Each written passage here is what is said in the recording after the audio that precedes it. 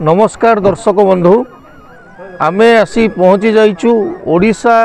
राज्यर नेपाल ग्राम रे चमकी जाउछंती कि किंतु ए कथाटी संपूर्ण सत्य आमे नेपाल देश नुहे आमे आज आसी पहुँचीचु नयागढ़ जिलार ओडगाँ ब्लॉक रो बांठपुर ग्राम पंचायत रो एक ग्राम रही जार नाम होउची नेपाल ग्राम पाखापाखि ओडगाँ रु 15 किलोमीटर दूर रे जंगल रास्ता मध्य गले आसी पड़े ए गाँटी ए गाँव रे प्रायतः जो ग्रामवासी माने बास करते से अनुसूचित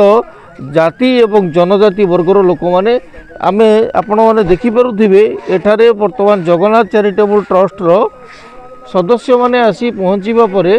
एठी जो रोची नेपाल ग्रामर ग्रामवासी मानक मध्य बेस उत्साह प्रकाश पाई सेठारे आमे किछि शीत वस्त्र प्रदान करिवु ग्रामवासी मानकु ग्राम रे आमर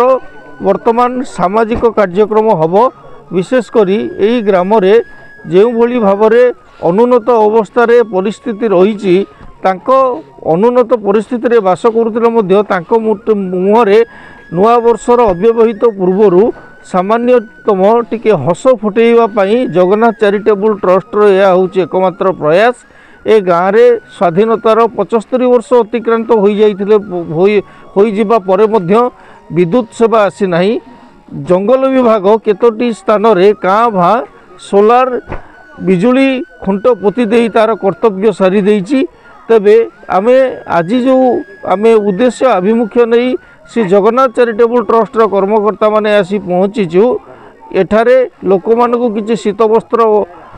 प्रदान करिवु नुआ वर्ष पूर्व तांकर सुख दुखे टिके भागीदार हेबु एवं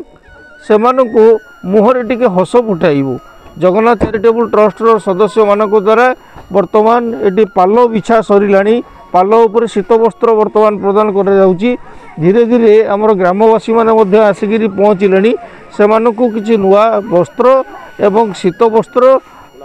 साल कम्बल बंटन करिवार कार्यक्रम रही आम कर्म आम परिचय आस किछि नुआ करिबा अभिमुख्य को नहीं श्री जगन्नाथ चैरिटेबल ट्रस्ट जो उद्यम आरंभ करिछि ताहार एक अंश विशेष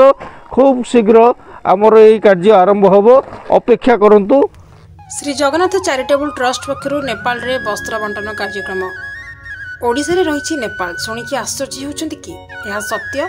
ओडिसा रे एपरि एक ग्राम रही तार नाम होउछि नेपाल गाँव ना किए देला के जानी किंतु ये आदिवासी अधुषित ग्रामटी जनबसती ठारू बेस दूर रे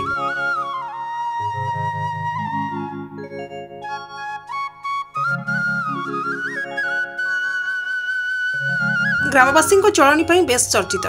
नयागढ़ जिला ओडगाँ ब्लॉक बांठपुर पंचायत ए गाँटी घंचा जंगल मध्य अवस्थित स्वाधीनतार 75 वर्ष अतिक्रांत होते ग्रामटी विभिन्न मौलिक सुविधार वंचित ए ग्राम रे ग्रामवासी संख्या प्राय 30 हेब। जय जगन्नाथ जय जगन्नाथ जय जगन्नाथ। आज नूतन वर्षर नूतन उपहार रे आमे पहुँचीचु नयागढ़ जिलार बांठपुर पंचायत अंतर्गत नेपाल ग्राम रे। नेपाल नामटी स्वतंत्र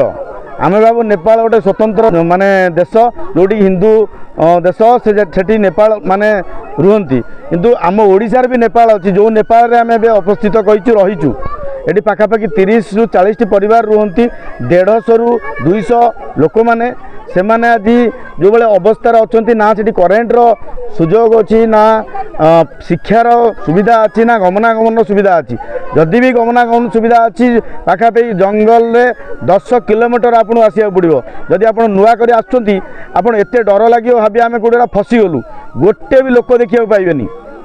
आठी सब जाक मजदूर रे चलती से वस्त्र से अभाव थिला आम खबर नहीं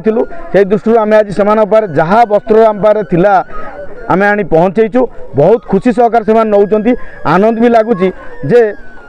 दबारे जो मजा थाए नबारे न थाए से नूतन वर्षर आम संगठन श्री जगन्नाथ चैरिटेबल ट्रस्ट यही वार्ता आपण माने भी आसंतु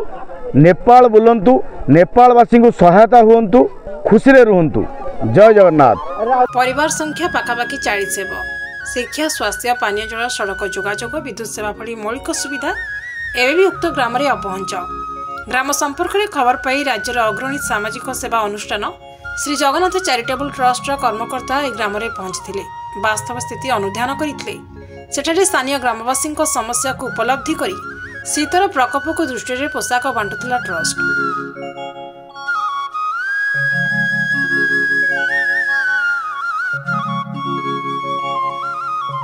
ट्रस्ट सभापति श्रीजुक्त दमन महांती कार्यक्रम परिचालना करथिबा बेले ट्रस्ट अन्य सदस्य दिलीप कुमार नाथ, संग्राम कुमार दास, कालंदी मल्लिक, रमेश देहुरी, मनोज कुमार राउत, तपन कुमार नाथ, निहार रंजन साहू ए कार्यक्रम में सहयोग करथिले। ग्रामवासी विशेषकर महिला, बुढ़ाबुढ़ी और छोट पिला माने नुआ पोशाक पाई बेस खुशी हो जाइथिले। श्री जगन्नाथ चैरिटेबल संगठन एभली प्रयास को साधारण प्रशंसा करा जाइछि।